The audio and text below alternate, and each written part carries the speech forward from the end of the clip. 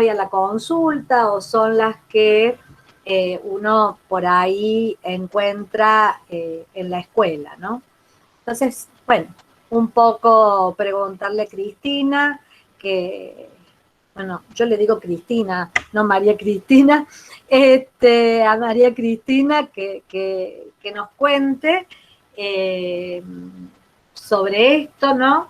Y que en función de eso vamos a ir generando preguntas. Si ustedes quieren hacer preguntas, las pueden hacer por el chat o piden la palabra y las hacen directamente ustedes. Vamos, yo voy a hacer de mediadora, al que no quiera o no pueda prender el micrófono, lo escribe y yo la formulo. Y vamos a trabajar con esta dinámica, que es con la que ya hemos trabajado en otras oportunidades y nos ha resultado. Bueno, apagamos sí los micrófonos para que no le genere ruido mientras Cristina nos cuenta, bueno, cómo surgen estas cuestiones que hemos ido mencionando recién, ¿no? Bueno, muchas gracias, Cristina, por haber respondido tan generosamente a participar. Digo que la oportunidad que nos está dando la pandemia es que hemos descubierto esto y podemos acercar a muchos profesionales, psicoanalistas, analistas de distinta índole, que de ese modo nos permiten, ¿no? Poner al psicoanálisis, digamos, a disposición y hacer, de alguna manera, acercar a un conjunto por ahí también de egresados jóvenes, desde este modelo teórico, reflexiones para dar respuesta a los problemas que nos trae la clínica actual, que por allí, ¿no? Tenemos que revisar, ¿no? Esta revisión permanente de la teoría que vengo yo leyendo que vos haces. Bueno, los dejamos a todos. Bueno, en principio, buenas tardes a todos y todas. Un placer estar en Córdoba, aunque sea de modo virtual, una ciudad que quiero mucho y que hace años que voy con bastante frecuencia. Y bueno, me parecía que el resumen, bueno, agradecer la presentación, por supuesto, las palabras de Florencia y de Claudia, y pensaba que en ese pequeño resumen que Claudia hizo recién podríamos hacer un curso, un extenso curso, porque estaba condensado un montón de cuestiones. Pero voy a entrar por el título lo primero, que sería, bueno, ¿qué es este título? Y entonces hablar un poquito del poder, y después poder referirlo específicamente a lo que, Claudia, vos señalabas, que es, bueno, las dinámicas del poder en la familia, ¿no? El poder resulta nuevo no porque sea una idea nueva, sino porque nunca fue un concepto psicoanalítico. Entonces, un poco me parece que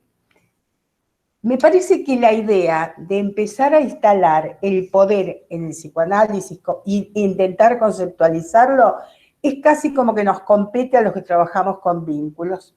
Porque si seguimos a los desarrollos de Foucault y de Deleuze acerca de Foucault, el poder es justamente un concepto relacional. Es decir, hay que pensarlo en clave vincular. El poder, dicen estos autores, no es de uno, nadie lo tiene. Se juega en lo que nosotros los que trabajamos con vínculos llamamos el entre. Siempre es entre sujetos. Entonces, una producción del entre. Entonces, por eso es un concepto que si queremos introducirlo, tenemos que pensarlo en clave netamente vincular. Otra cuestión es decir que que el poder no es solamente que yo lo esté proponiendo para pensar la familia, sino todo vínculo humano. Por ejemplo, algo que a nosotros nos importa mucho, la relación analítica. cómo se juega en todos los vínculos humanos el poder. Así, lo cual implica pensar que todo vínculo humano, sea el analítico, sean los familiares, cualesquiera, anida en las tramas de poder de su época. Y que han permanecido muchas veces y permanecen invisibilizadas, ¿no? Es decir, estamos metidos en el baile del poder, pero no lo advertimos muchas veces. Entonces, una de las cuestiones interesantes es poder decir, bueno, pensemos el poder en todos los vínculos, hagámoslo visible. Una de las grandes cuestiones que el feminismo está aportando en este momento es la cuestión de género, que es una de las formas que está haciendo, visibilizando poderes que no se veían y que son tan importantes en todas las clínicas, ni qué decir en la de pareja y familia, ¿no? Aunque en cualquier dispositivo clínico sea importante. Entonces, el poder refiere a una dimensión propia de las relaciones humanas e implica afectaciones recíprocas. Yo te afecto, tú me afectas. También tengo que hacer una discriminación. El poder puede ser pensado como dominio, fácilmente se convierte en dominio cuando hay un exceso de poder. Y es muy necesario limpiar un poco el término coloquial, porque cuando decimos poder, inmediatamente lo asociamos con su exceso, que sería el dominio, o la violencia, digamos, ¿no?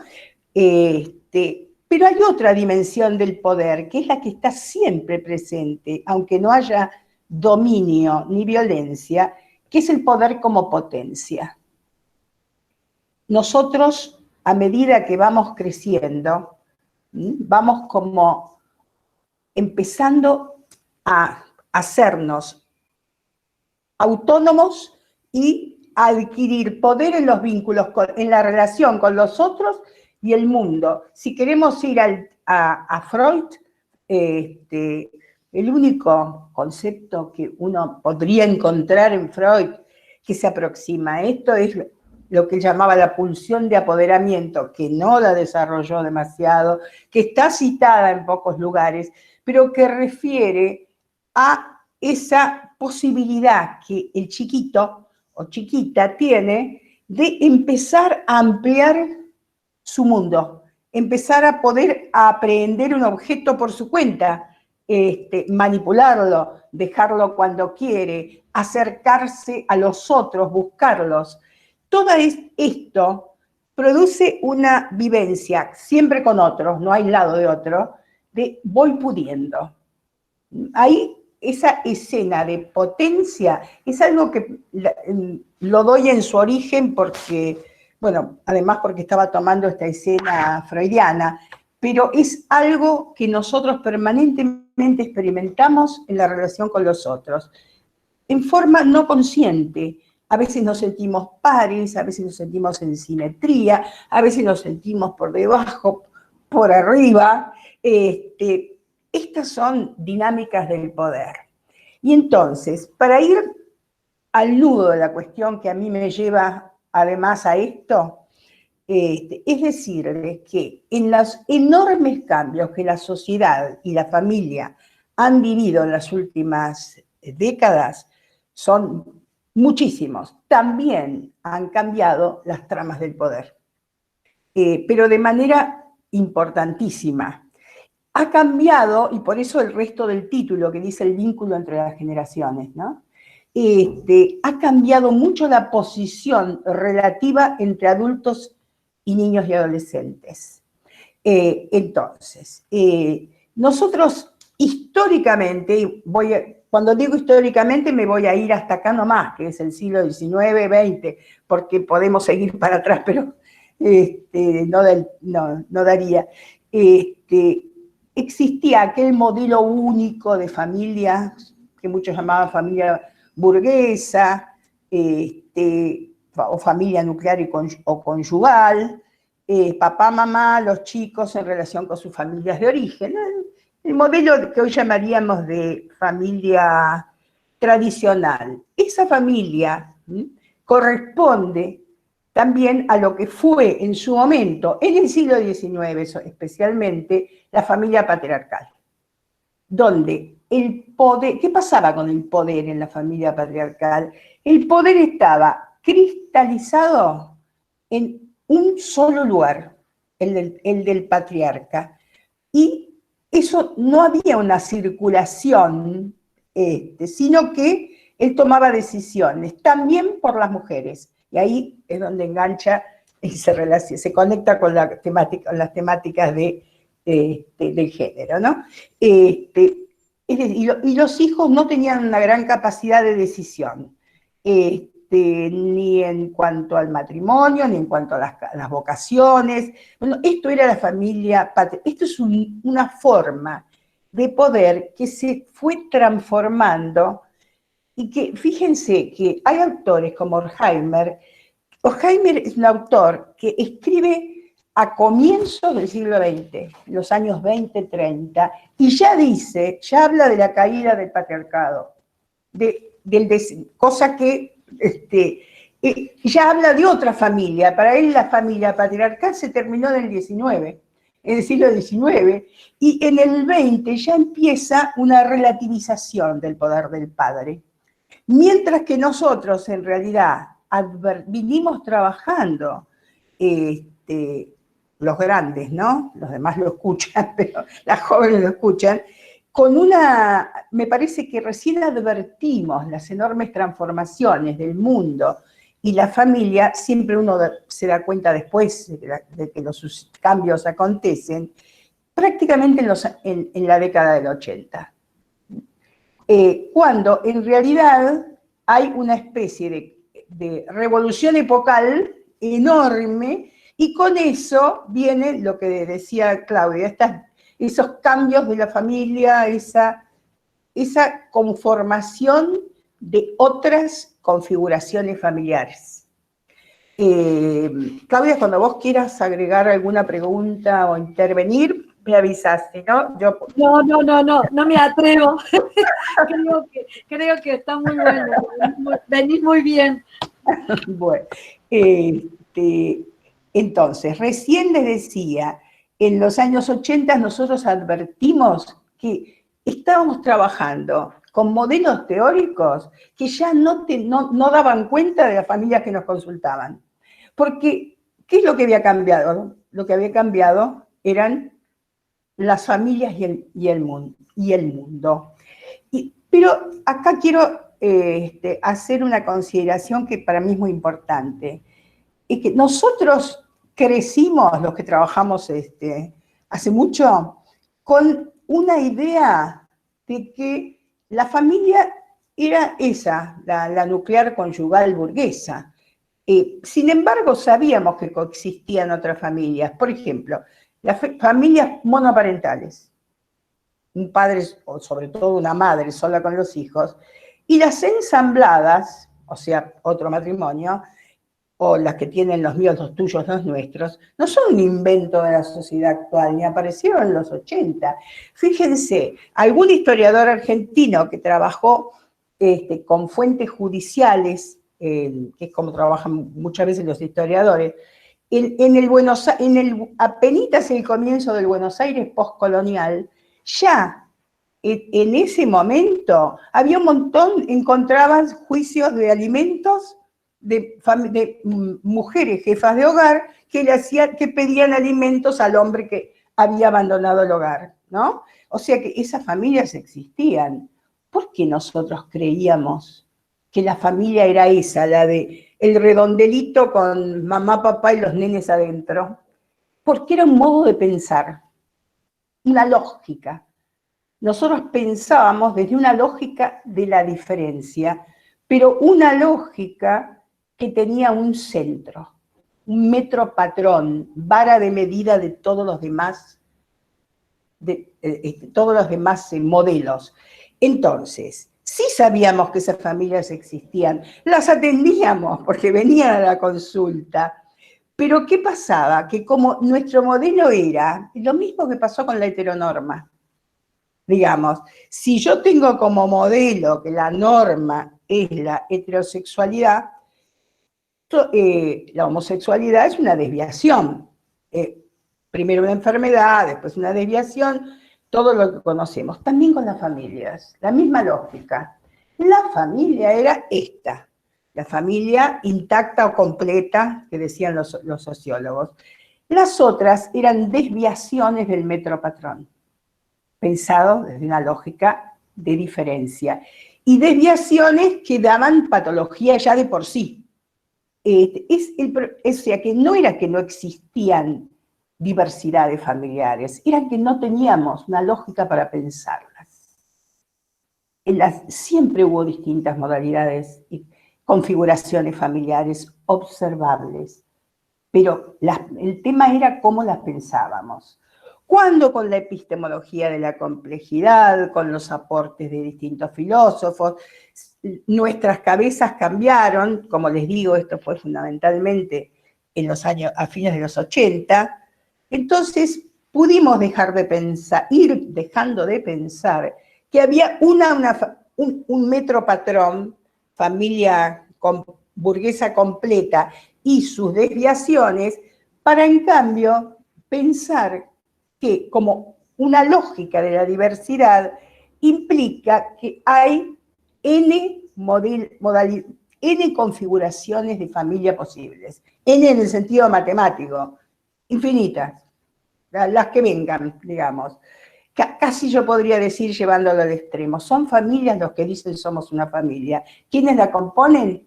Y es muy variable. Puede venir alguien, no sé. También otra forma de familia que existió siempre eran las familias adoptantes. Esto no es nada, no tiene nada de nuevo. Quizá lo más novedoso que tenemos es las familias homoparentales, validadas por la ley del matrimonio igualitario del año 2010, y todas las combinatorias tan originales a que da lugar los distintos modos de fertilización asistida, que permiten que se organicen familias sumamente originales, como las que han dado en darse familias coparentales. Porque a todo le ponemos nombre, no nosotros los psicoanalistas, en eso la sociedad necesita nombrar. Los abogados, digamos, los que legislan necesitan nombrar. Por eso todos los parentescos y todo lo que tenía que ver con familias ensambladas vino del mundo legal, porque había que repensar el tema de las herencias. Nosotros, los psicoanalistas, yo atiendo familias, no necesito, digamos, el rótulo de ensamblada, monoparental, esta es homoparental. Entonces, la primera cuestión, ¿no?, en relación con esto, la lógica, a partir de la lógica de diversidad, también podemos separar netamente la idea de familia de la idea de quienes la integran, de cualquier configuración manifiesta. No importa si son 2, 3, 6, si hay pareja o no hay pareja, si la pareja es homosexual, o si es, como les decía, por ejemplo, la coparentalidad, que así se llama cuando, por ejemplo, no sé, Juan y María, que son amigos, deciden que van a tener un hijo, pero ellos son amigos. Entonces ella se insemina con el semen de él y lo crían en casas separadas y son padres. Eso es un modelo que lo han bautizado así, coparentalidad. Que puede ser también coparentalidad homoparental, otro nombrecito, que sería, por ejemplo, una pareja de mujeres y una pareja de varones que acuerdan que van a tener un hijo que va a vivir como los hijos de padres separados, a la casa de sus dos papás, a la casa de sus dos mamás. Variantes que ni se podían soñar hace mucho tiempo, en la época burguesa, y que ahora se van van ingresando en la cotidianeidad, y poco a poco, digamos, gracias a la lógica de la diversidad, podemos alojarlos. si nosotros siguiéramos pensando en términos de esa diferencia que dejaba introducir la simetría, porque cuando se decía familia burguesa diferente de ensamblada, familia intacta, en esa diferencia se introducía una diferencia, ¿no?, de la sana y las patológicas. Familia intacta, bueno, entonces, ¿cómo se pensaba? Y si vos tenés un metropatrón con papá, mamá, los chicos, y viene una familia monoparental, ¿qué pensás? Que le falta algo. Ah, para hacer una familia le falta el padre. Te lo pasabas trabajando sobre la falta de padre. Y a lo mejor vinieron por otra cosa. Le duelen otras cosas. Entonces, si nosotros, en cambio, no tenemos un modelo fijo para comparar, ¿cómo trabajamos entonces? Lo que tuvimos que hacer fue pensar otro modo de conceptualizar la familia y otras dimensiones de análisis teóricas, modos de funcionamiento, operatorias, que son las que nos dicen, bueno, ¿qué trabajo yo con una familia? Estas dimensiones son dimensiones que hacen a las funcionalidades de la familia y que generalmente remiten a un eje muy importante, que es la cuestión de la filiación, porque en general pensamos en términos de familia cuando hay un psiquismo constituido, igual adulto, ¿no?, trabaja en la crianza de un psiquismo, un psiquismo en vías de constitución. O sea, bien, no importa el sexo, el género, no importa nada.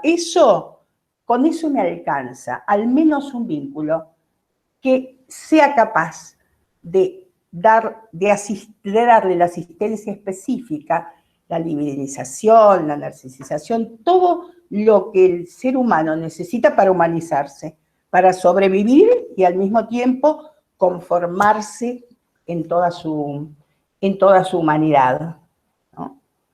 Esta es también, digamos, una manera de decir, bueno, entonces, ¿cuáles son algunas de esas dimensiones? Lo que yo he venido trabajando desde hace ya años es justamente una idea de familia como trama, como una trama compleja, entretejido, una trama que tiene multiplicidad, hay múltiples dimensiones,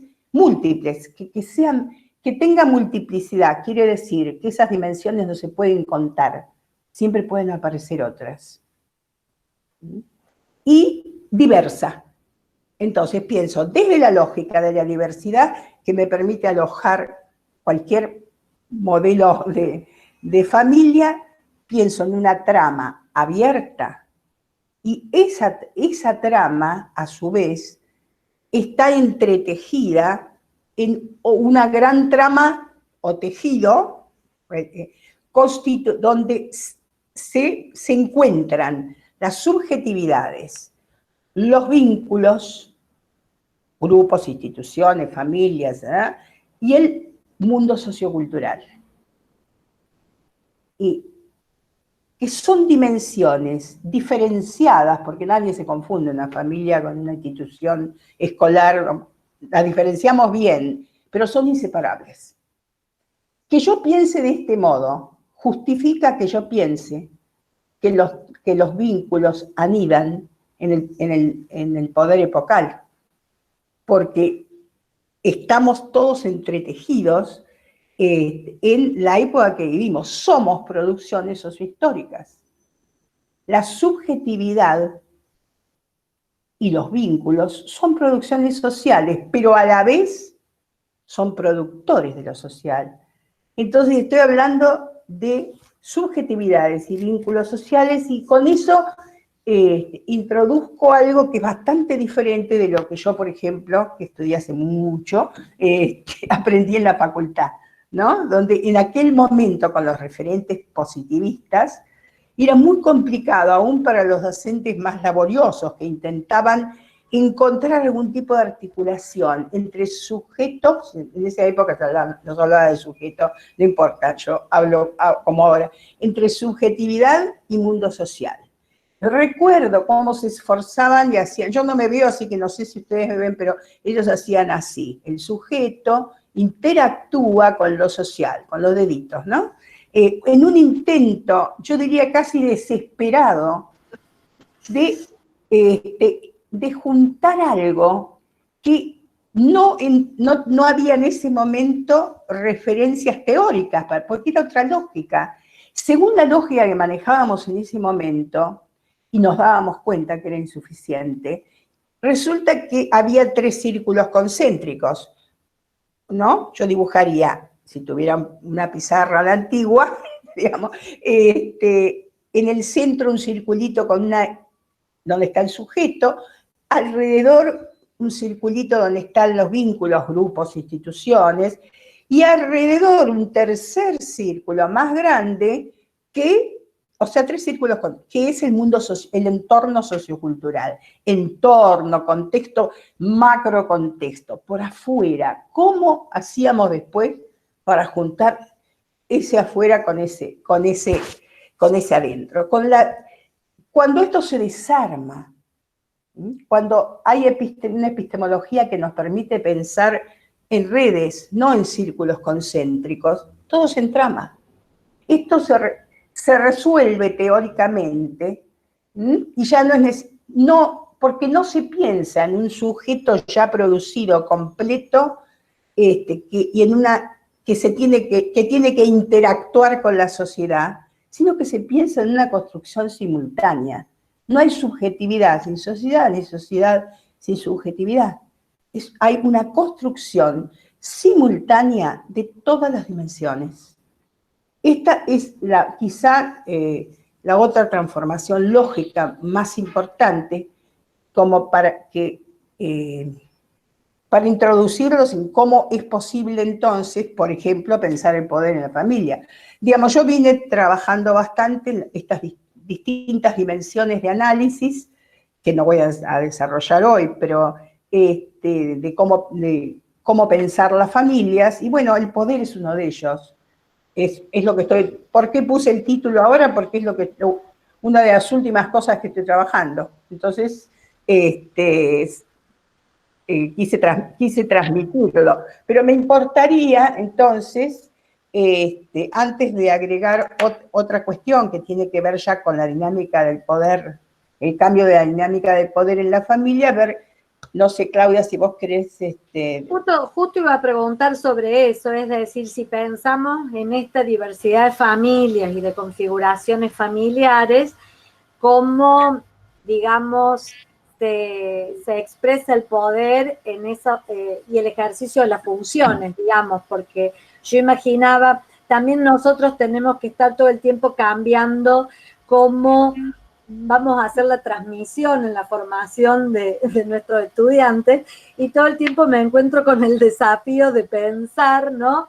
En esto, que si en estas configuraciones familiares nosotros observamos diferencias en el ejercicio de las funciones, y siempre estamos, ¿no?, tratando de no repetir, bueno, hay dificultades en el sostén, no hay dificultades, estamos problematizando en torno a eso. Y quizás vos nos podés ayudar a pensar un poco más con esta explicación, cómo, digamos, estas nuevas configuraciones modifican el ejercicio de las funciones que nosotros clásicas, ¿no? Sostén de vida, de regulación, que venimos como pensando, y si estas formas de ejercicio de las funciones provocan otras formas de sufrimiento y desamparo en los niños diferentes de las que, bueno, estábamos acostumbrados a ver o a recibir en la consulta o a ver en la escuela. Bueno, yo veo otras, pero a veces no tengo todos los conceptos articulados así como vos nos estás transmitiendo, ¿no? Que me parece muy interesante. A ver, en principio, contarles, digamos, de ese poder volviendo a lo que decía antes de la familia tradicional, ¿no? De aquel poder cristalizado del padre que después se va fragilizando, la mujer entra a tallar un poco más y demás, va quedando poco, ¿no? Entonces, se produce... Cristina, acá hay una pregunta que no hice, que es de Carolina Longas. Sí. Sí, que hago ahora también. Dice, desde la Sí. lógica, Desde Sí. la lógica de los vínculos como trama compleja, diversa y múltiple, ¿cómo pensar la pareja abierta? ¿Qué operatorias tomaríamos como eje a sabiendas de las singularidades de cada armado? Por ahí las podés ensamblar cuando... La anoté para retomarla cuando terminamos, regio, para tomarla claro. después.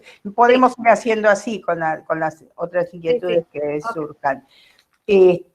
Entonces, de esa jerarquía, las familias, porque la diversidad también implica dejar de hablar de la familia, ese que era el metropatrón, para hablar de las familias en su diversidad. Las familias empiezan un camino que no es ni rápido ni lento, es una fase histórica, ¿no es cierto?, donde la jerarquía se va desarmando y aparecen otros modos de funcionamiento con mayor participación en el poder y donde se ve más netamente lo que Foucault y Deleuze dicen del poder, el poder como aquello que circula y no cristaliza en un solo lugar, el del monarca en la sociedad o el del padre en la familia, ¿no? Entonces, yo diría que a mí un concepto que me ha servido mucho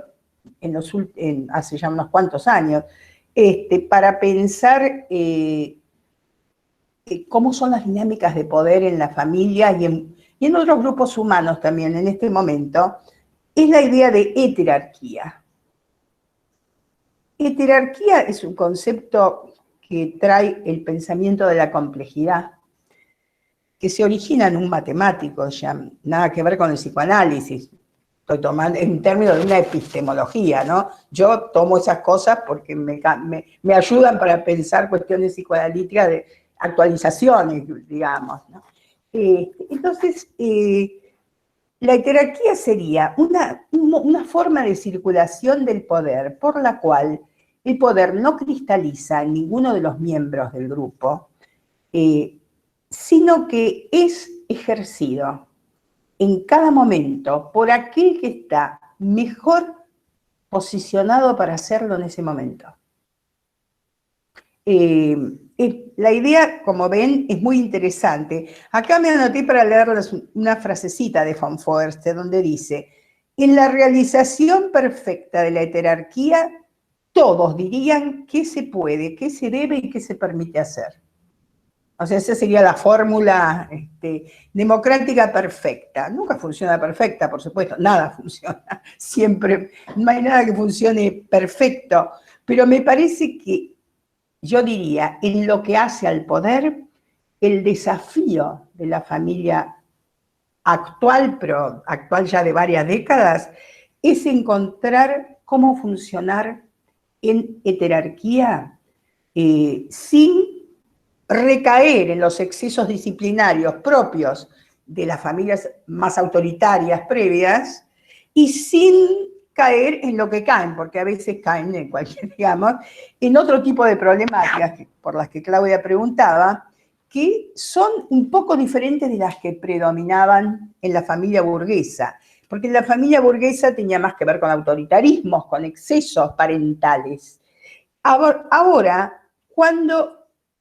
si fallan o trastabillan o vacilan y no les sale esta cuestión de la heterarquía, tienden a constituirse muchas veces en un clan simétrico, y estoy pensando fundamentalmente en familias con niños y adolescentes, ¿no? En una suerte de clan simétrico donde el poder, hay momentos que pareciera que nadie lo ejercita o queda en manos de alguno de los niños. Quizá lo más riesgoso y lo más patologizante sea cuando se genera una especie de asimetría invertida y el poder queda en alguno o algunos de los hijos, que es que no tienen, es decir, los chicos no tienen ni lógica ni afectivamente el crecimiento y la maduración para sostener el funcionamiento familiar, los funcionamientos familiares que son múltiples. Entonces, si esto puede dar lugar a algo que yo misma vengo llamando desde hace años patologías del desamparo, ¿no? Que tienen que ver con con que los chicos, bueno, mucha gente habla de niños emperadores y de falta de límites. ¿Vieron? En los medios, en los diarios, esto aparece mucho. Los padres no ponen límites. No es solamente una cuestión de los padres no ponen límites, es mucho más complejo el asunto. El asunto es que un niño para crecer requiere que los psiquismos ya constituidos, llamados adultos, le den una serie de apoyaturas. Por ejemplo, lo que René Caé llama el apuntalamiento intersubjetivo del psiquismo. O sea, que sean puntales. Esto implica al mismo tiempo sostén y regulación. Algo que todos necesitamos, y les diría lo necesitamos a lo largo de toda la vida. Por supuesto, no tanto como un chico, pero todos sabemos muy bien lo difíciles que son las crisis. Alguna vez hemos pasado algún momento de crisis de desapuntalamientos, o vemos en los pacientes las crisis de desapuntalamientos, donde René Caés dice, bueno, cuando hay una crisis así, para algunos es una oportunidad de aprender a empezar a autoapuntalarse, de cambiar, de transformarse, y para otros es una oportunidad de enfermarse, digamos, de hacer un síntoma. Pongamos, por ejemplo, una migración, alguien que se va solo a otro país, no sabe el idioma. Bueno, hay gente que eso lo sobrelleva, se instala, se adapta, sería aquel que... Pero tiene que transitar un camino muy difícil. Y algunos caen en la empresa, digamos, y otros pueden, bueno, por distintos factores, no importa.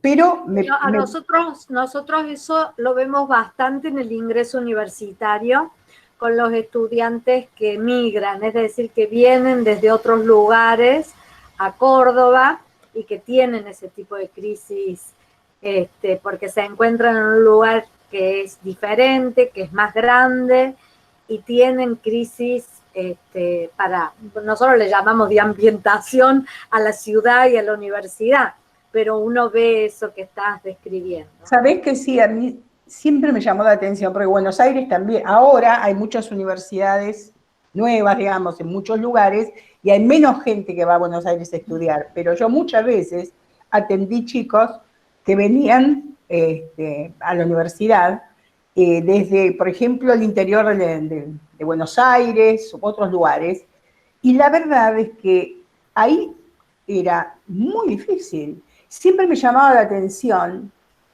que parecía, porque uno diría, bueno, una cosa es irte a a estudiar a París, qué sé yo, otro mundo. No, es como que es un traslado que requiere una transformación subjetiva que para alguna gente se le va dando con más facilidad y para otra gente es patologizante. Había chicos que realmente la pasaban muy, muy, muy mal, efectivamente, ¿no? Yo me recuerdo, hay una viejísima película, porque yo era hiper jovencita cuando la vi, así que debe tener muchos años, que se llamaba Mirta de Liniers a Estambul.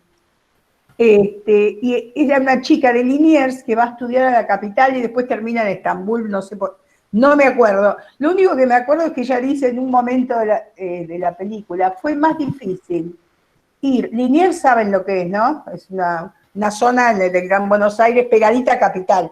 Entonces, fue más difícil para mí pasar de Liniers a la facultad en el centro de Buenos Aires que después haber migrado a Estambul. Sí. Impresionante. Mira, no me acuerdo nada de la película, una película argentina, pero me quedó esa frase porque la vi muchas veces en la clínica, ¿no? Eso es un muy buen ejemplo de crisis de desapuntalamientos. ¿De qué depende que algunos la resuelvan mejor que otros?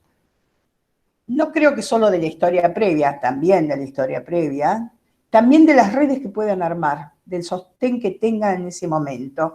Hay gente que tiene más sostén familiar, que encuentra, que le resulta, que encuentra, tiene encuentros, vínculos, porque en verdad, no es que yo quiera hacer propaganda de los vínculos, pero está implícito en todo lo que digo, la verdad es que es muy difícil vivir. Por ejemplo, todo esto que estamos viviendo en este momento, la pandemia, que se siente menos en Córdoba que en Buenos Aires, por supuesto, sería intolerable si no pudiéramos tener vínculos virtuales, si uno no tuviera de cualquier manera, aunque no sea abrazándolo a los amigos, a la familia, es decir, los otros, esas funciones de sostén y regulación que tradicionalmente el psicoanálisis puso tanto en los padres, al punto de llamar la función paterna y función materna, en realidad son funciones que, funcionamientos que todos necesitamos a lo largo de la vida, con distinta intensidad según los momentos, y que no son privativas de la familia. Es decir, en todos los grupos humanos, en una institución, por ejemplo, ser docente de la facultad, por ejemplo, es un lugar donde ya se arma toda una red, donde es como, no es una familia, porque es otro modo de pertenencia, pero te sostiene y te regula. ¿Sí? O sea, y a los chicos también, acá quiero agregar que,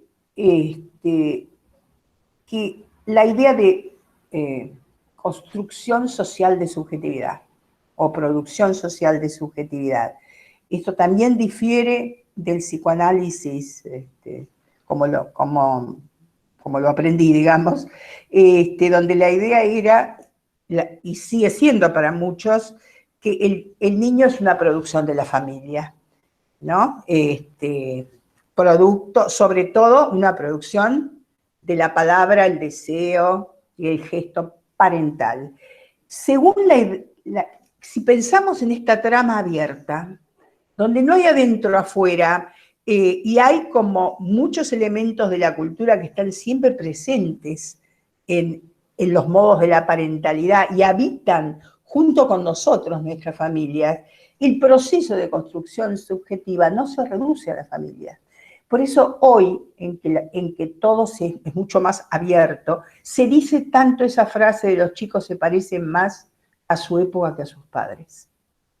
Que nadie se acuerda de que creo que vino de algún francés que nunca pudo, ya está, perdió la autoría porque todos la repetimos, nadie se acuerda quién la dijo, o si la dijimos, la empezamos a decir muchos, no sé. Pero es cierto, digamos. ¿Por qué? Porque además, al haberse abierto más la familia, ¿en qué sentido? En el sentido de que los chicos antes empezaban la escuela primaria a los 6, después los jardines a los 5, pues a los 4 y ahora ya al año y pico ya están empezando los jardines maternales. O sea, hay muchas más pertenencias desde edades muy tempranas. Entonces, ¿cómo es posible pensar que un chico esté todo el día en la escuela y la escuela no tenga valor en la conformación subjetiva? Lo tiene. No en el primer momentito de la vida, en que el chico está muy reducido al ámbito de familiar, si tiene familia. Pero me parece que eso es también un cambio bastante importante, ¿no? Y para los analistas de niños también implica la posibilidad de ser un poquito menos culpabilizantes de lo que tradicionalmente hemos sido con los padres, ¿no? Que creo que ha sido poder comprender con mayor amplitud y pensar de manera compleja implica que un trastorno de un chico, como la subjetividad misma, se conforma a partir de una multiplicidad de condiciones sociales, vinculares y subjetivas. Cuando digo subjetivo, estoy incluyendo las operatorias del psiquismo y el cuerpo. Todo esto actúa y opera al mismo tiempo en la conformación subjetiva y también en la producción de la patología. Por eso decía, porque tradicionalmente nos abalanzábamos sobre los padres a buscar qué cosa habían hecho mal en las funciones llamadas materna y paterna, denominación que se sigue usando en psicoanálisis. Yo noté, Claudia, que vos no la usaste. No. Yo he dejado hace mucho de usarla, me parece que desde los fines de los 90, porque en realidad no son funciones de una persona determinada, digamos, son funcionamientos que cualquiera puede ejercer. Yo me recuerdo a mí misma en los 80, 90 dando clase diciendo función materna que la puede ejercer cualquiera, hasta que un día dije, ¿para qué sigo diciendo materna y paterna? Que si le puedo poner, vamos a describirla, ¿qué es? Sostén y corte, interdicción, corte, interdicción, prohibición, regulación, o sostén y contención, holding.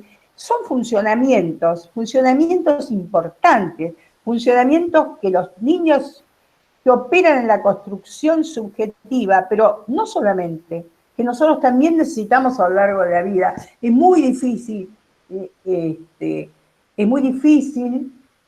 pensar que haya un ser humano que no requiera apuntalamientos, ¿no?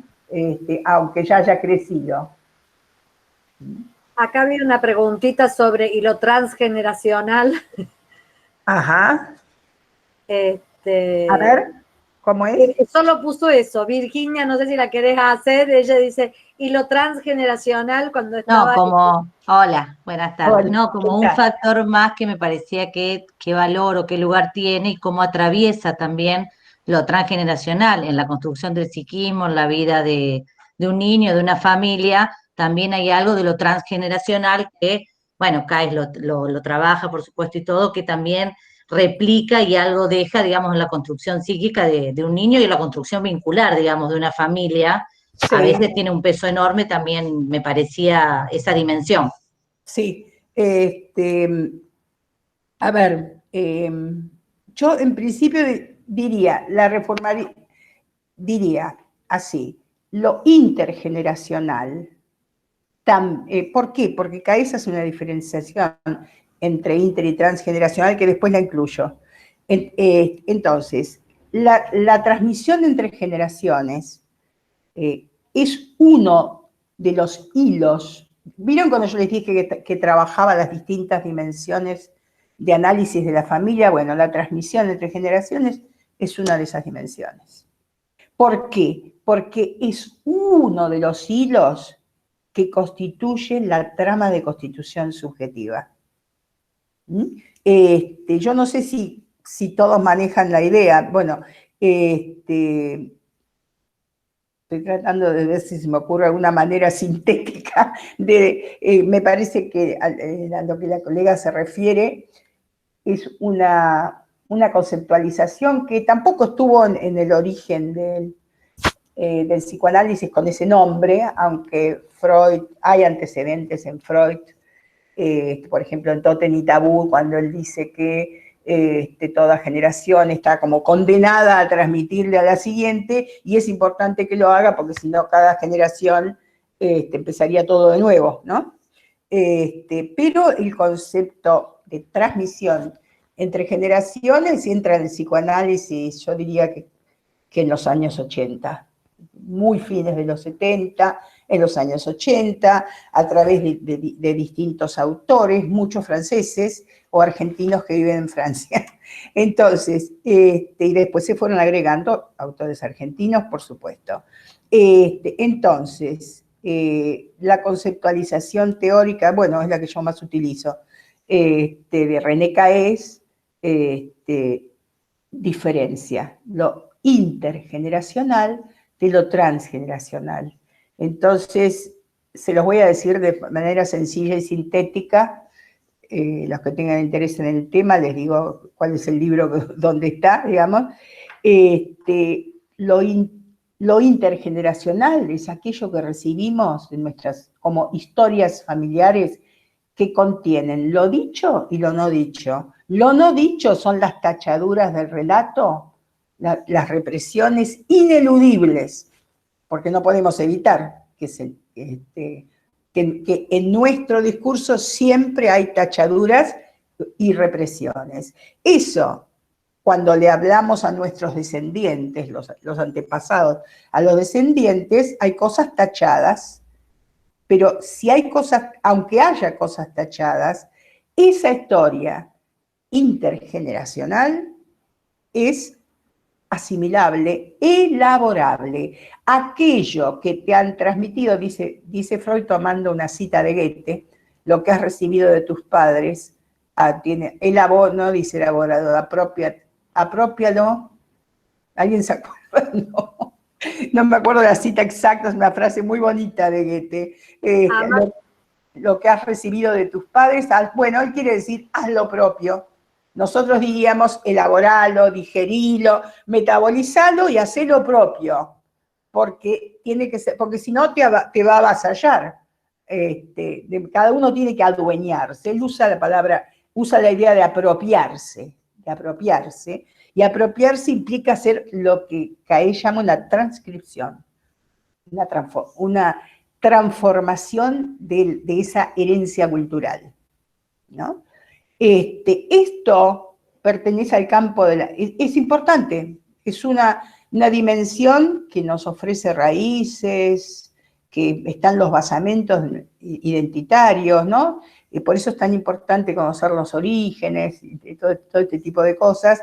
Y bueno, y la cuestión es que cuando en las historias pasadas hay situaciones traumáticas o cuestiones no dichas, no representadas, que se transmiten, que atraviesan a los descendientes, los trans, ¿no? Van a través de la generación, y para mí la imagen más clara, miren, es la de un ladrillo que entra en una cabeza, ¿no? Es como, una cosa es lo reprimido, que puede ser elaborado y puede aparecer en todo caso en un síntoma, y otra cosa es lo transgeneracional, donde el descendiente no sabe qué hacer con eso, porque le inunda la cabeza a veces y no puede tramitarlo, y ahí sí, esto a veces está relacionado, entre otros factores, acuérdense que siempre pensamos en múltiples condiciones, opera en la producción de patologías severas, como patologías del cuerpo y del acto, porque está por fuera de o psicosis, porque queda como por fuera de la palabra. Quizá no haya indicación vincular más precisa que la indicación de esto hay que trabajarlo vincularmente. Cuando uno ve en un paciente, aunque sea individual, que hay elementos transmitidos no elaborados, hacen falta otros. Hay que citar a quien se puede, a quien tenga parte de esa historia, porque ahí lo que hace falta es construcción histórica, y que es un elemento, una intervención terapéutica directamente. Bueno, el libro de Caes y otros autores se llama La transmisión de la vida psíquica entre generaciones. Digo, para los que tengan ganas de profundizarlo más, particularmente yo ahí destaco, bueno, hay la introducción y el capítulo 1 que lo escribe Caes, y a mí me gustan mucho también los desarrollos. Escribe 2 capítulos, una argentina que vive en Francia, y de Feinberg, que son capítulos muy ricos. Porque no se consigue mucho, ¿no? No se consigue mucho. A mí me lo habían recomendado. Qué lástima. Me lo había recomendado Amanda, creo que para el asunto del genocidio, y no lo conseguí.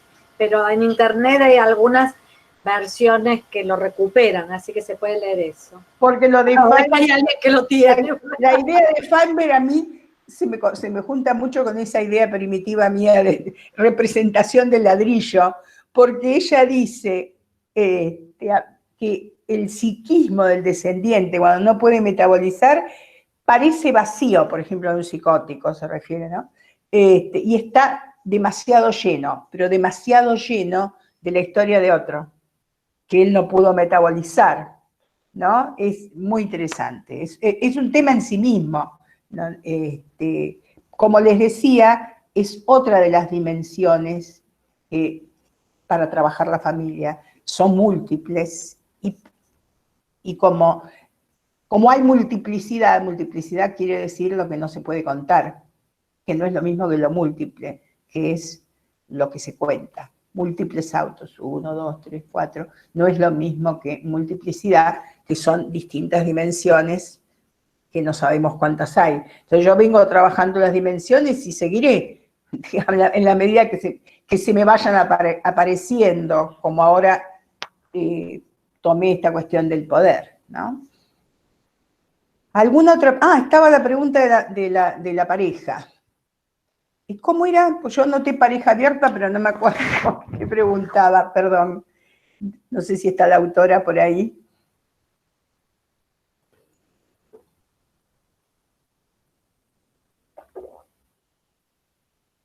A ver, desde la lógica de los vínculos como trama compleja, diversa y múltiple, ¿cómo pensar a la pareja abierta? ¿Qué operatorias tomaríamos como eje, a sabiendas de las singularidades de cada armado? Sí, está bueno precisar los de las singularidades, porque si bien esta cuestión de la pareja abierta ya se presenta en mi clínica en los últimos años, y son muy singulares. La verdad es que no es que hay un modelo pareja abierta que yo pueda decir, bueno, son así, no. Y yo diría que quizá con la pareja abierta vale lo mismo que con las distintas, a ver, así como hay diversidades de familia, hay diversidades de pareja. En otra época, una pareja abierta prácticamente hubiera sido pensada como perversión, en épocas más tradicionales y con otras lógicas. Con estas lógicas, son una pareja que se propone un modo de funcionamiento, y yo tengo que acompañarlos en la búsqueda de una, ¿cómo se podría decir? En general, si consultan, es porque alguno de los dos está desconforme con el trato. Las parejas hacen alianzas inconscientes, las familias también, ¿no? En términos de CAES hay alianzas o acuerdos inconscientes según los autores, y otros manifiestos. Ahora, ¿qué pasa? Que los acuerdos se hacen, pero a veces no. En el funcionamiento, yo he recibido, por ejemplo, alguna pareja con unos acuerdos bárbaros manifiestos de vivir así, y después a la primera vez que uno usó su libertad, digamos, el otro dijo, no, yo me doy cuenta que esto no lo voy a tolerar.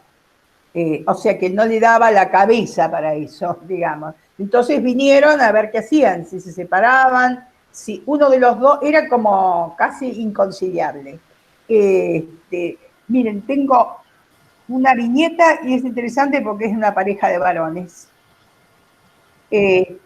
Una pareja de varones que vino a verme por eso, porque ellos funcionaban como pareja abierta. Y había uno de los dos que había empezado a sufrir. Cuando el trato era, y esto es muy frecuente, por lo menos en lo que yo he visto, el trato es que ojos que no ven, corazón que no siente, la pareja es abierta, pero que no sea ni con amigos, hay como ciertas reglas que cada pareja pone, ¿no? Ni con amigos, ni con conocidos, ni adelante mío. Había uno de los dos que hacía un poquito de exhibición de la situación. El otro no lo soportaba más. Y la otra cuestión es que ellos iban a empezar a buscar un hijo, pareja, amiga lesbiana mediante, que se iba a inseminar. Uno de ellos, el que no, dice que para él tener un hijo cambia todo, y que ya no quiere más funcionar así. Pero también dice que no puede tolerar que el otro exhiba las otras relaciones, que el otro no es suficientemente cuidadoso. Bueno, esta pareja se separó. trabajamos un tiempo, se separó en una escena dramática de película, donde casi lloro yo también, porque era como una cosa así de un amor enorme, pero donde había uno que decía, yo no te puedo prometer que fidelidad, y no te voy a mentir, y el otro que le decía, yo no lo puedo, los dos se declaraban amor, pero incompatibilidad por eso, y se separaron. Y uno de ellos decidió seguir adelante con el bebé que estaba buscando, ¿no? Me acordé de esto, me pareció interesante transmitir esto, porque a veces la gente se pregunta si hay tanta diferencia en el funcionamiento de las parejas y las familias homoparentales, o esta pareja igualitaria, digamos, que tenía una problemática que no difería demasiado de algunas otras. Mucho más no podría decir, solamente que lo fundamental es que ellos tienen que ir definiendo su modo de ser pareja. Eso es lo que ha cambiado con las nuevas lógicas, porque tradicionalmente la infidelidad era pensada, aún dentro del psicoanálisis vincular. Cuando yo empecé trabajando, la infidelidad, bueno, la pareja tenía que analizarse para encontrar qué cosa del vínculo funcionaba mal que justificaba que alguno de los dos fuera infiel. O sea, que era un indicio de patología vincular. Yo no creo eso ahora, para nada. Creo que alguna vez puede ser, pero creo que otras veces tiene que ver con otras cosas. Entonces, con los nuevos paradigmas podemos alojar distintas familias con algunos recaudos. No alojamos cualquier cosa, porque también no es que el hecho de haber cambiado lógicas y referentes nos tenga que dejar sin referentes. Por ejemplo, queda muy claro, cuando hablábamos del poder y los chicos, que en una familia, si el adulto no se hace cargo de los niños, hay teoría que a mí me permite trabajar con ellos para que se den cuenta de que se están portando como chicos, ellos, y que los chicos necesitan adultos. O sea, no es que no hay, vale todo, digamos. Si se llaman familia y si se llaman pareja, algunas condiciones tiene que haber, particularmente cuando ya hay hijos por medio, porque ahí viene el sufrimiento infantil. Otro límite clarísimo es la violencia, donde no hay neutralidad posible, no hay tiempo de espera. A ver, vamos a trabajar, pero en principio hay que parar con la violencia. Después trabajamos todo lo que haga falta, pero tratemos de parar con la violencia, ¿no? Física, bueno, la verbal es más difícil, ustedes saben que es indetectable a veces y lleva mucho tiempo de trabajo, es complejo. Pero quiero decir con esto que justamente estas dimensiones son los lineamientos que orientan.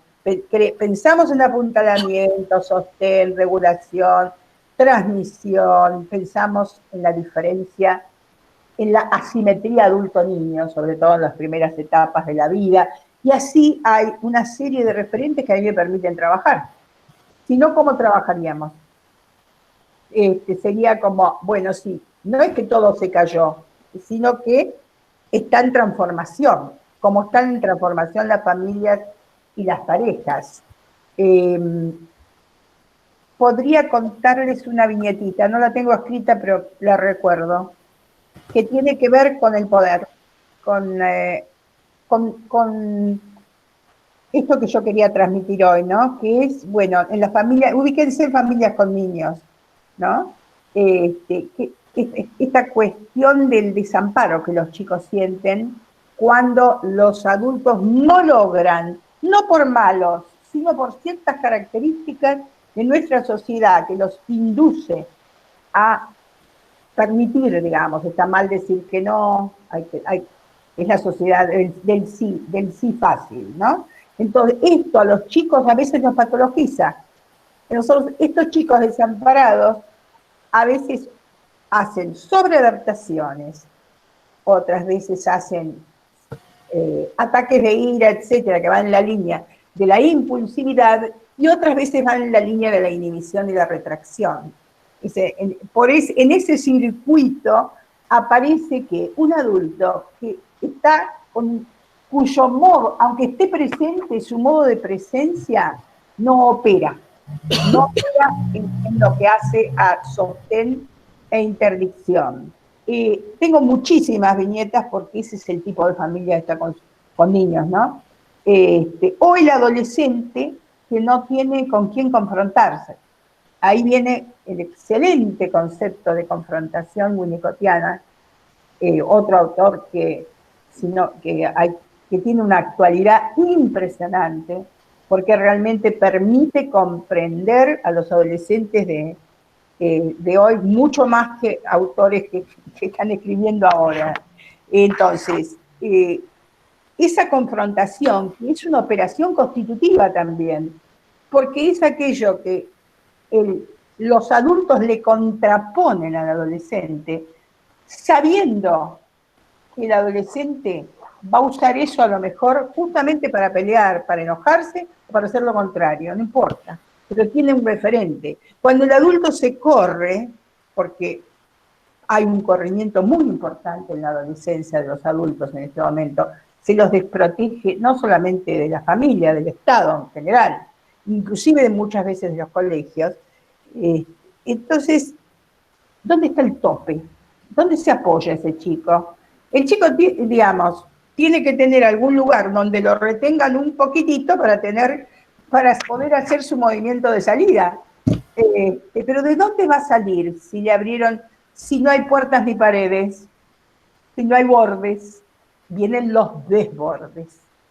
Eso es bastante claro en la adolescencia, y el adolescente que hace. A veces se mete en grupos que son súper totalitarios, donde están sometidos a un líder que no es par, no es el grupo de pares que lo va a ayudar a salir y a sostenerse, sino que está sometido a un líder y sus lugartenientes. Solamente se me ocurrió una cosa mientras escuchaba lo del superteniente, esto que estás diciendo. Ayer tuve un taller esta semana con adolescentes por acá y salió tanto lo del influencer y lo de seguir los youtubers, que me llegó un momento que hasta me asusté, porque los chicos tenían 13 años y seguían 20, 30, 40. Cuando les preguntaba por qué los elegían, y hablaban de tendencias. Entonces pensaba cómo cruzamos esto.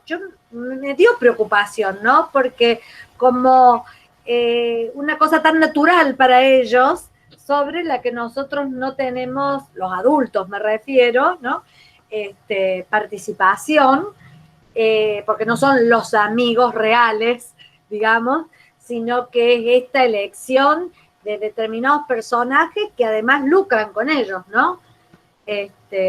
Sí.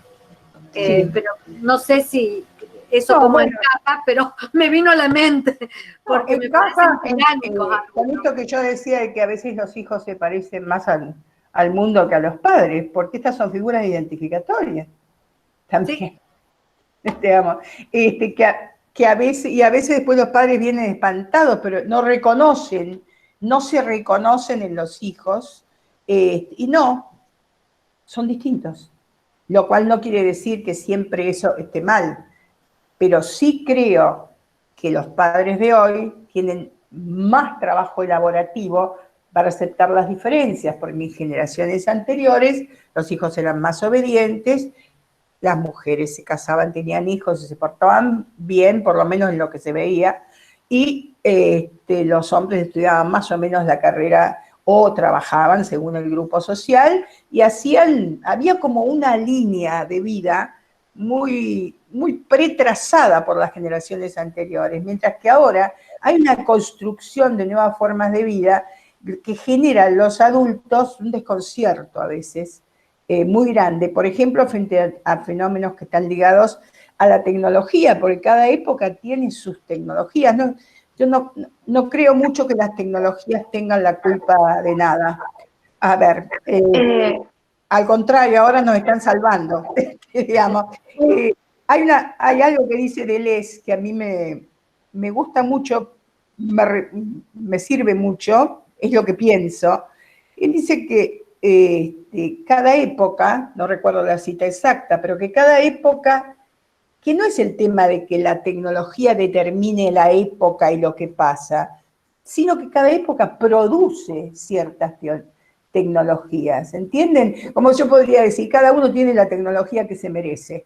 Nosotros mismos fuimos construyendo este mundo, que por supuesto revierte sobre nosotros mismos, pero estas tecnologías no es que podemos condenarlas, están. Sí, por supuesto, hay algunas, como el desarrollo de las tecnologías de destrucción, que merecen un capítulo aparte. ¿Qué especie construye cosas que pueden liquidarla? Ese es otro tema en el que no vamos a entrar, pero me refiero a las TIC, las tecnologías de información y comunicación, que para muchos analistas la ponen en un lugar muy condenatorio. Por supuesto que un chico que está todo el día metido en las redes es dañino, cualquier abuso es dañino. Pero en este momento nos damos cuenta de que esto forma parte de nuestro mundo, ¿no? Y no necesariamente es dañino. Entonces, quería contar una viñeta, bueno, eso era en relación con los adolescentes. Con respecto a los chicos, yo he visto en mi consultorio escenas increíbles, la verdad, y supongo que aquellos que trabajan con familias con niños las han visto también. Podría contarles un montón, pero voy a elegir así. Por ejemplo, una que yo la había usado, en general me acuerdo más las viñetas que las escribí para algún trabajo, entonces me vienen una que yo le había puesto como título La nena que iba a la escuela en camisón. Es muy cortito solamente lo que quiero destacar. Esta nena era una nena que funcionaba, estaba en terapia individual por ataques de ira y muchísima agresión en su casa.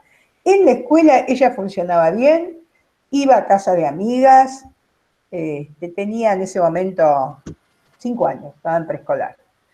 Entonces, ellos los mandan a terapia familiar, ya la segunda terapeuta que liquidaban, porque no pasaba nada. Entonces, como siempre, dijeron, bueno, vayan a hacer familia, porque a veces pasa eso, ¿no? Entonces, vinieron a verme. Entonces, tenía una hermana un poco mayor. Entonces, yo abro la puerta y veo una tromba que se tira dándome patadas. Bueno, yo me corro, con los años donde uno aprende más o menos en qué rincón refugiarse. Ellos entran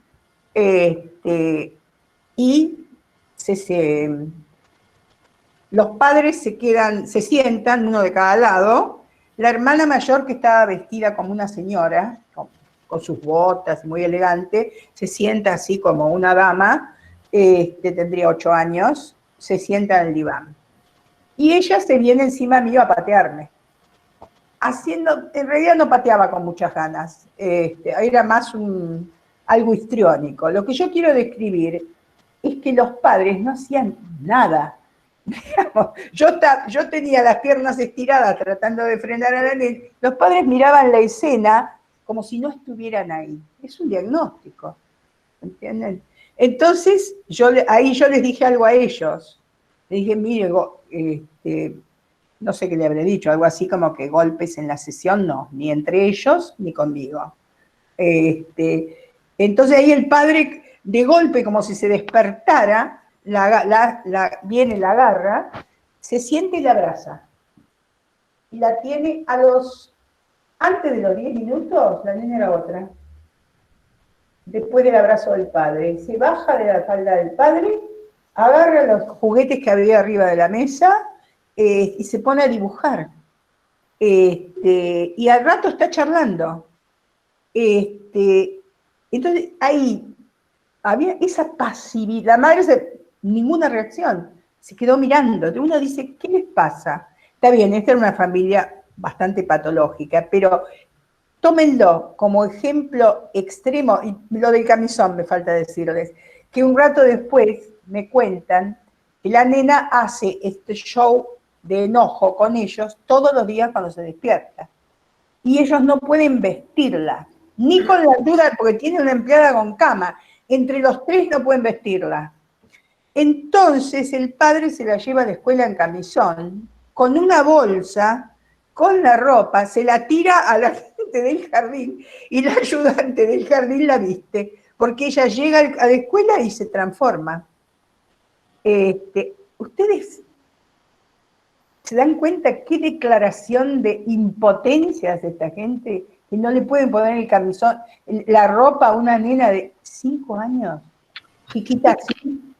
Es como, bueno, esto que parece un extremo, sin embargo, en pequeñas dosis, forma parte de una pérdida de asimetría, que es el tipo de patología o de sufrimiento, porque no todo sufrimiento llega a ser patología, en esta familia sí, el tipo de sufrimiento de nuestro tiempo, ¿no? Adulto, ¿dónde estás? Te necesito, decime que no, digamos, retame, enseñame cómo hago esto y cómo hay una inhibición que, bueno, requeriría mucho, es una cuestión que requiere por qué pasa esto con los padres. Por supuesto que hay que trabajar un montón con los padres sobre esto, sobre todas las dimensiones de análisis de la familia, sobre todas las funcionalidades y sobre qué es lo que a ellos les impide la reacción, por qué no pueden asumir esos roles, esas funciones, que los padres de antes las tenían perfectamente definidas, hoy no hay definición, hasta hay mensajes paradojales para los padres. No lo toques, no esto, no lo otro, todo, está todo, mucha cosa prohibida y mucha cosa exigida. Los padres también son víctimas de una sociedad que es bastante no contenedora y poco clara, muy confusa en la determinación de quién es quién y qué se espera de cada uno. Entonces, ahí encontramos otro problema. Por eso yo decía, bueno, analistas de niños, no nos enojemos con los padres, estamos todos en el mismo barco, este es un barco muy complicado, ayudémoslos a cuestionar los mandatos culturales, por ejemplo, y ahí entra en análisis la dimensión social. Eso que es una cuestión también que fue muy dejada de lado en el psicoanálisis, y con estas lógicas y estas perspectivas entra, porque como es una trama enlazada en lo social, yo estoy habilitada para trabajar con los padres. ¿Qué les pasa a ellos que están sometidos a una serie de exigencias sociales, como ir 3 veces por semana al gimnasio, y cosas, y no tienen tiempo, se convierten en padres desatentos e hiperactivos, como estoy parafraseando el cuadro de que se le adjudica a los chicos, y que están enloquecidos, no son felices, porque están corriendo tratando de satisfacer ellos un montón de exigencias, y no se pueden sentar un rato a disfrutar jugar con sus hijos. Yo digo que cuando realmente a veces la sesión de familia con niños en este tipo de familias es como simplemente juntarlos a jugar, a que no que apaguen los teléfonos. Yo nunca les digo que apaguen los teléfonos, no entra en mi concepción, lo apagan solos. Después de unas sesiones, nunca me ha pasado tener que pedirle a alguien, va desapareciendo y empiezan a encontrar algo del placer de estar juntos, que realmente en el apuro y la exigencia con que vivimos, eso se pierde, y en el mientras tanto los chicos se enferman, porque les falta esas funcionalidades que no voy a desarrollar hoy, pero que hacen a lo que es una familia, a que una familia pueda funcionar como una piel contenedora, pueda funcionar también como sede de las prohibiciones, lo que se puede, lo que no se puede, como lugar de apuntalamiento. Nunca va a ser ideal, pero es verdad que hoy en día es mucho más difícil ser padre y madre, porque antes estaba todo, a mí me parece como que tenían un librito las madres y los padres, ¿no? Que decía, una mamá se queda en casa, cocina, lo corre con el saquito si tiene frío. Ahora no sé si tenía el librito, pero creo que con la transmisión de la autoridad o esto que llaman funciones de regulación, era como más claro lo que se hacía. No sé si se hacía bien, pero al menos en general te miraban feo y vos te sentabas. Esto era como el recuerdo. Ahora en realidad, como ni te miran, los chicos siguen dando vuelta. Creo que eso es lo que estamos... Con esto no quiero decir que estas familias sean ni mejores ni peores que las familias de antes. Lo que digo es que cada configuración familiar y cada dinámica genera distintas patologías, sufrimientos. Hay algunas preguntas, Cristina, no sé si... Bueno, dale. En realidad, acá no sé cómo será el nombre porque dice Adonai, dice, ¿cómo los padres pueden explicar a sus hijos lo que está sucediendo en este momento con la pandemia y las diferentes crisis sociales que estamos atravesando? ¿Cómo pueden operar los mediadores de las realidades actuales donde existe una mayor incertidumbre? Bueno, son 3 preguntas. ¿Cómo trabajar con la angustia que eventualmente puede irrumpir en el seno de la familia? Complicadito. A ver, ¿cómo los chicos tienen que saber que existe una enfermedad y por eso estamos haciendo aislamiento? No. Bueno, depende del lugar. Ustedes creo que ya están un poco mejor. Acá en Buenos Aires siempre estamos con la peor parte, porque somos muchos.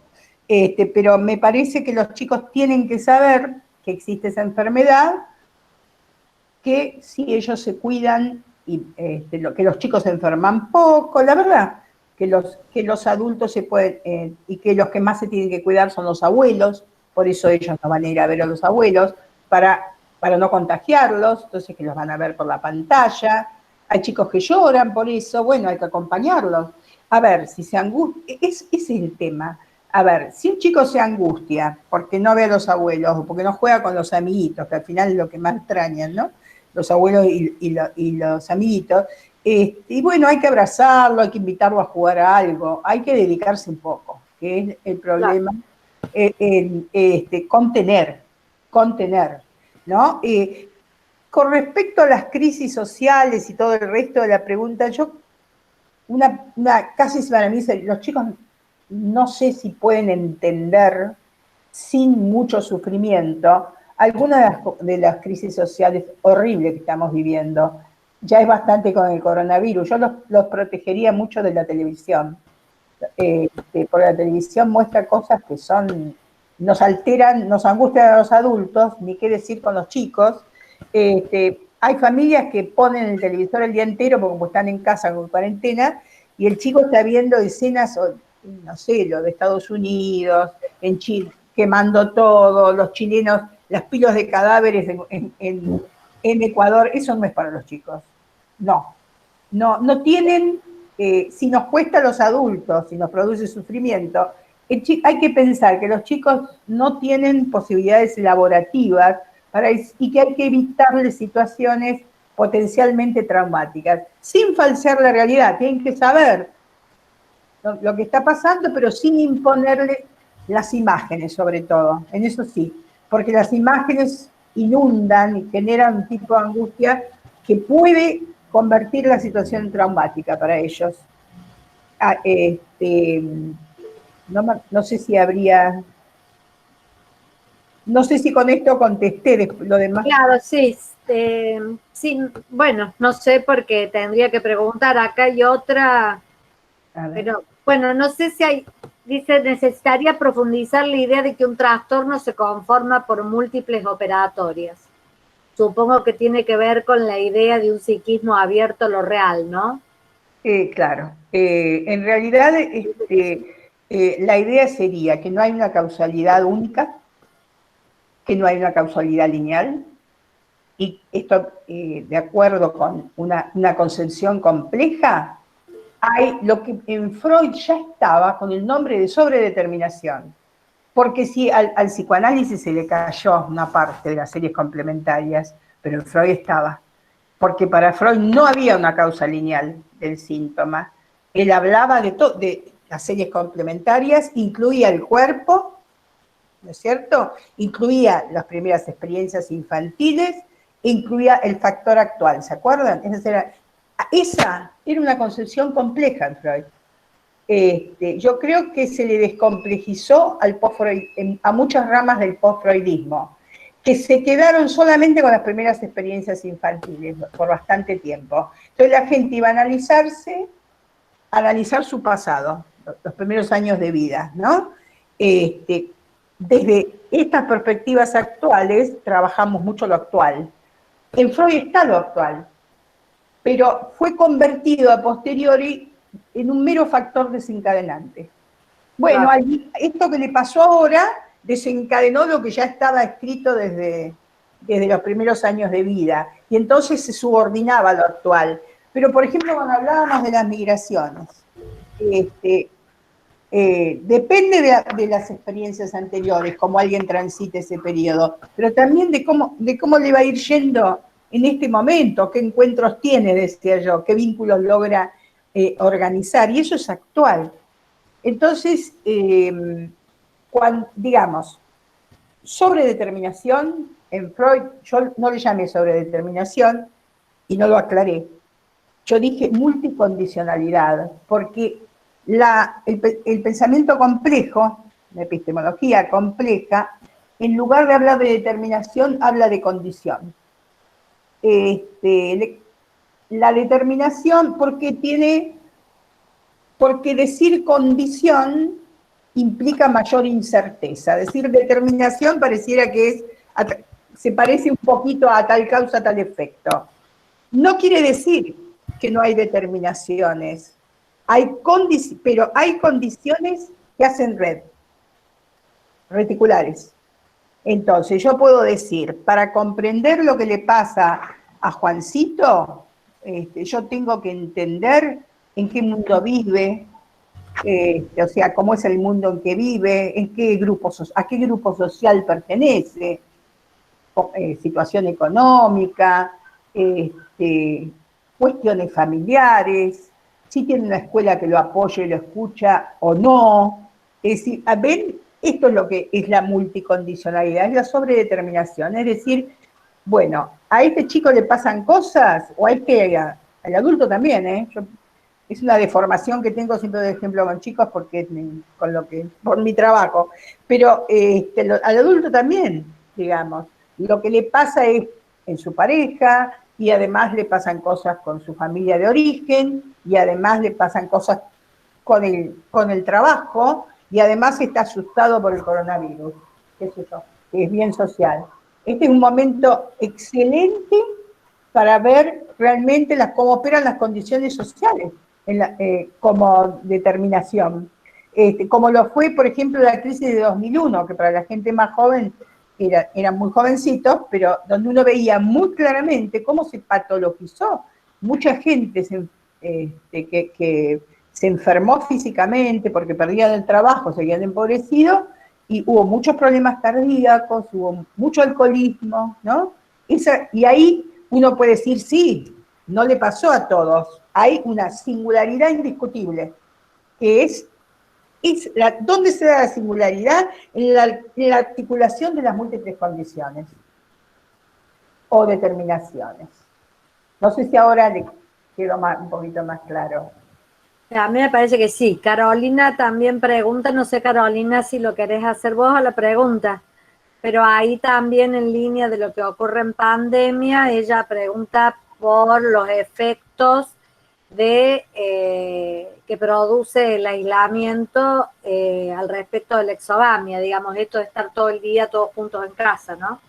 ¿Cómo sostener la simetría generacional a partir de esto?